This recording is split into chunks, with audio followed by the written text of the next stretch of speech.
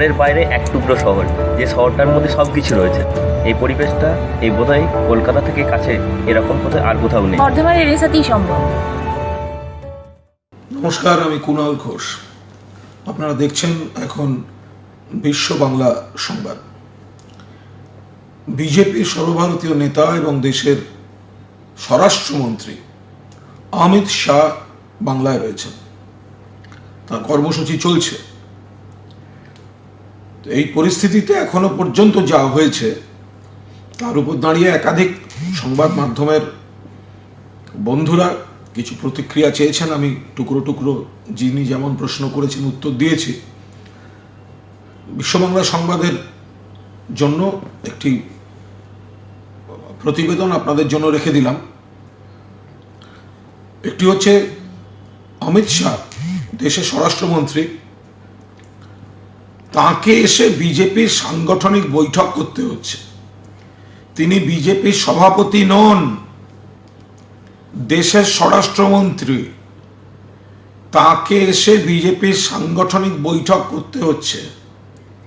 রাজ্যপালকে গিয়ে উত্তরবঙ্গে বসে থাকতে হচ্ছে। বিজেপিকে দরজা খোলা রেখে বলতে হচ্ছে আসুন আসুন, এখানে আসুন অন্য দল থেকে। অর্থাৎ বিজেপি রাজ্যে কতটা দেউলিয়া সেটা এই সফরের মধ্যে দিয়ে স্পষ্ট। আজকে বিজেপির সাংগঠনিক বৈঠকেও আমি শুনেছি, আমি কনফার্ম নই, যে অমিত শাহ খোঁজ নিয়েছেন যে আদৌ কতটা তার সংগঠনের কি, তাদের ব্যাপার, দলের ব্যাপার। কিন্তু পশ্চিমবঙ্গ গণতান্ত্রিক পরিবেশ, অবাধ গণতন্ত্র রয়েছে রাজনৈতিক ক্ষেত্রে। ফলে তিনি যিনিই হন তিনি আসবেন, সাংগঠনিক বৈঠক করবেন, দলের কাজ করবেন, এত স্বাভাবিক। কিন্তু এটা মনে রাখতে হবে, স্বরাষ্ট্রমন্ত্রীকে আসতে হচ্ছে জেলার সংগঠনের বই। কত করুণ অবস্থা হলে এই টোটকাগুলোর কথা একটা দলকে ভাবতে হয়।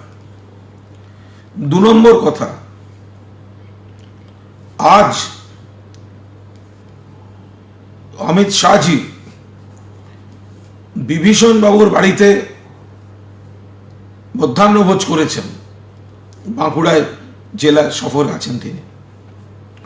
এখন তিনি বিভীষণের বাড়িতে মধ্যাহ্নভোজ করেছেন, নাকি বিভীষণকে সঙ্গে নিয়ে ঘুরবেন, নাকি বিভীষণদের দলে ডাকবেন, তার ব্যাপার। কিন্তু তার মধ্যে একটি ঘটনা ঘটেছে। এই যে একদিন হঠাৎ এসে একজন আদিবাসীর বাড়িতে খাওয়া। গতবার অমিত শাহজি যখন এসেছিলেন তখন তিনি এক আদিবাসীর বাড়িতে একইভাবে মধ্যাহ্নভোজ গ্রহণ করেছিলেন। তার নাম গীতা মাহালি। পরবর্তীকালে বিজেপির কেউ তার সঙ্গে সম্পর্ক রাখেনি, খোঁজও নেয়নি। ওর তৃণমূল নিয়েছে, তিনিও সুখে দুঃখে তৃণমূলকে পেয়েছেন।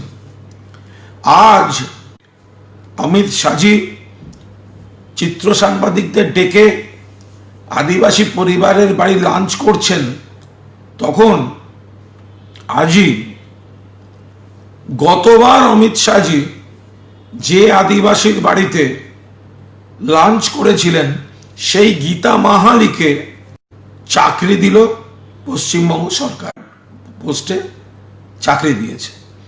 অর্থাৎ দেখুন, গীতা মাহালি তার বাড়িতে খাওয়া হলো, তার পাশে বিজেপি নেতারা ছবি তুললেন, কিন্তু তারপর তাদের জীবনের সুখে দুঃখে বিজেপি আর ছিল না।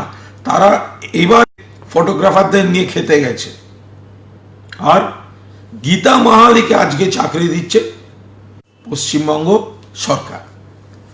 অমিত শাহজি বলেছেন মমতা সরকারের মৃত্যু ঘণ্টা বেজে গেছে। আমার মনে হয় এটা একজন, উনি রাজনৈতিক একটি দলের নেতা, তাদের রাজনীতি, তাদের দলের সদস্য সমর্থকদের উৎসাহিত করতে কিছু কথা বলতে হয়, এটা সেরম কথা। অ্যাকচুয়ালি মৃত্যু ঘণ্টা বেজে গেছে আদি বিজেপিদের উপর ছড়ি ঘোরাচ্ছে এবং তাদের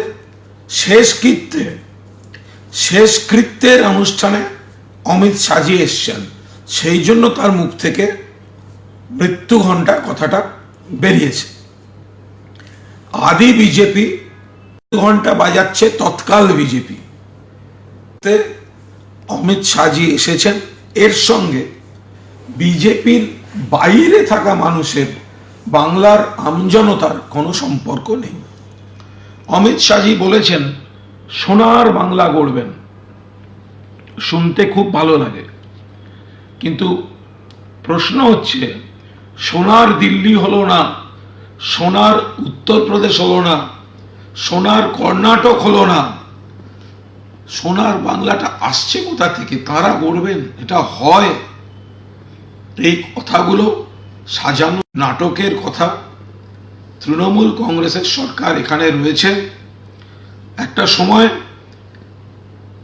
কবির কলম বলেছিল, এসো হে আর্য, এসো অনার্য, ইয়ান মোগল এক দেহে হলো লীন। এই যে স্পিরিটটা, এই স্পিরিটটা ভারতবর্ষ থেকে উবে গেছে, পশ্চিমবঙ্গ টিকিয়ে রাখার চেষ্টা করছে। ফলে পশ্চিমবঙ্গকে আক্রমণের লক্ষ্যবস্তু করে নিচ্ছে বিশেষ কিছু শক্তি। এখন তাদের নেতারা যদি ভোটের মুখে এসে এইভাবে বাংলাকে টার্গেট, বাংলার মানুষ রাজ্য সরকার মানুষের জন্মলগ্ন থেকে শেষ মুহূর্ত পর্যন্ত প্রতিটি ক্ষেত্রে সামাজিক কর্মসূচি নিয়ে পাশে আছে, সার্বিক উন্নয়নে আছে, ভুল ত্রুটি নিশ্চয়ই আছে। এত বড় দল, এত বড় সরকার, এত মানুষ, ভুল ত্রুটি হতে পারে, ভুল ত্রুটি আছে, সেগুলো সংশোধনেরও চেষ্টা হচ্ছে। বিজেপি যে পদ্ধতিতে দেশ চালাচ্ছে, কৃষিনীতি দেখুন, বাজারে আগুন, অত্যাবশ্যকীয় পণ্য তালিকা থেকে খাদ্যশস্য, চাল, ডাল, আলু, পেঁয়াজ, তেল সব বাদ দিয়ে দিয়ে মজুতদারির রাইট বাড়িয়ে দিয়েছে, ঊর্ধ্বসীমা লিমিট বাড়িয়ে দিয়েছে। আপনি রাজ্য সরকার এখন বাজারে গিয়ে দাম কন্ট্রোল করতে পারবে না। ফলে এই চূড়ান্ত বিপদের মধ্যে তারা বেসরকারীকরণ চালাচ্ছে সমস্ত দিকে। আজ এই মুহূর্তে জানা যাচ্ছে দেশের 6টি পাচ্ছেন এই বিজেপি নেতাদের ঘনিষ্ঠ একটি শিল্প গোষ্ঠী। সেই জায়গায় দাঁড়িয়ে মরুভূমির মধ্যে মরুদ্যান, বাংলা একটা লড়াই দিচ্ছে, ভুল ত্রুটি শুধরে কাজ হচ্ছে। বাংলার একের পর এক স্কিম, যেগুলি ভারতবর্ষের সরকার, নরেন্দ্র মোদীর সরকার, অমিত শাহের সরকার বাংলাকে সেরা রাজ্যের সম্মান দিচ্ছে, বিজেপি রাজ্যগুলোকে টপকে।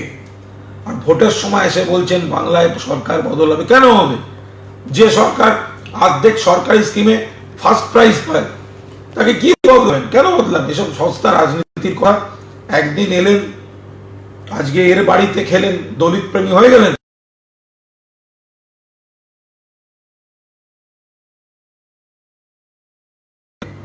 যাই হোক, অমিত শাহজির খবর এখন বিশ্ববাংলা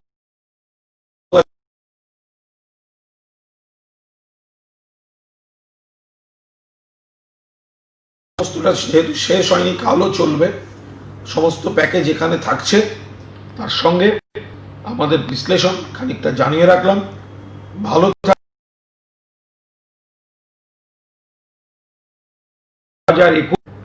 মামাটি মানুষের সরকার বিচ্ছিন্নভাবে এই যে বিনোদনমূলক সফরগুলো লোকে দেখেন ভোটের সময় জেগে, আপনারাও জানেন, আমরাও জানি, এগুলো শুধু রাজনীতি। ফলে এই বিজেপি সম্পূর্ণ দেউলিয়া। এই বিজেপি তারা জানে তারা পারবে না।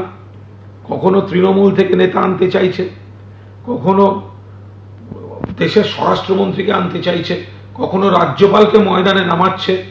এতে আরো ভালো করে প্রমাণিত হচ্ছে যে এ রাজ্যে বিজেপির ভাড়ার শূন্য। সেই জায়গায় দাঁড়িয়ে আবার সরকার গঠনের মুখে রয়েছেন মমতা বন্দ্যোপাধ্যায়।